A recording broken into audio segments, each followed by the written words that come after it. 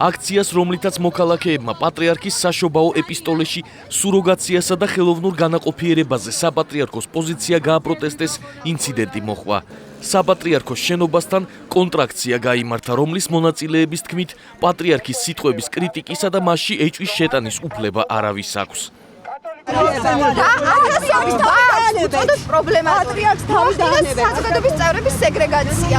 პატრიარქს არ უხდება არაჯანოს საქართველოს მოსახლეობის აზრი. მოდი აქ. ბიჭო.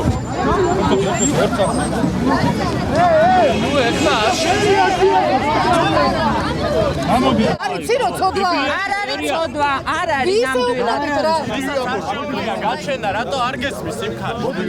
ის ბავშვები რატო არიან?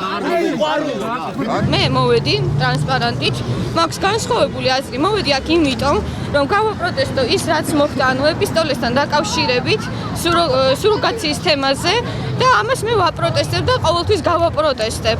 და აქ ერთ აქციის, ანუ ასე ვთქვათ, მართლმადიდებელმა მორწმუნე ქრისტიანმა თქვა, გავიგონეთ, მე მგონი ყველამ ერთად, რომ ჩამოსახჩობები ვართ ყველანი, აქ ვინც გავართ და განსხვავებული აზრი გვაქვს. იქნებ გამცეთ, რელიგიურო ხალხნო, ვისაც ჩემზე მეტი გესმით. ნუ თუ ეს ქრისტიანობა ჩემთვის პირადად არის აბსოლუტურად წარმოუდგენელი, რომ ქრისტიანი ეუბნებოდეს ძალიან ბევრ ბავშვს, რომელიც სუროგაციის გზით ან ხელოვნური განაყოფიერების გზით არის გაჩენილი. ეხლა იზრდება, არის ლაღი, ჯანმრთელა და ბედნიერად გრძნობს თავს. იმათ უყურებდნენ ესე თვალებში და ეუბნებოდნენ, რომ ისინი ბედნიერები ვერასდროს ვერ იქნებიან. ეს არის ქრისტიანობისთვის აბსოლუტურად წარმოუდგენელი რამ. აქციებზე 5 პირი, ევგენი და თორნიკე ქავთარაძეები, სანდრო ზაუტაშვილი და ვეფხია ღვალაძე, საპატრიარქოს პოზიციის გამპროტესტებელი აქციის მონაწილეთა ფიზიკური შეურაცხყოფისთვის და პლაკატების დახევისთვის დააკავეს. სამართალდამცველებმა ასევე დააკავეს აქციის მონაწილე გიორგი ნონიაშვილი.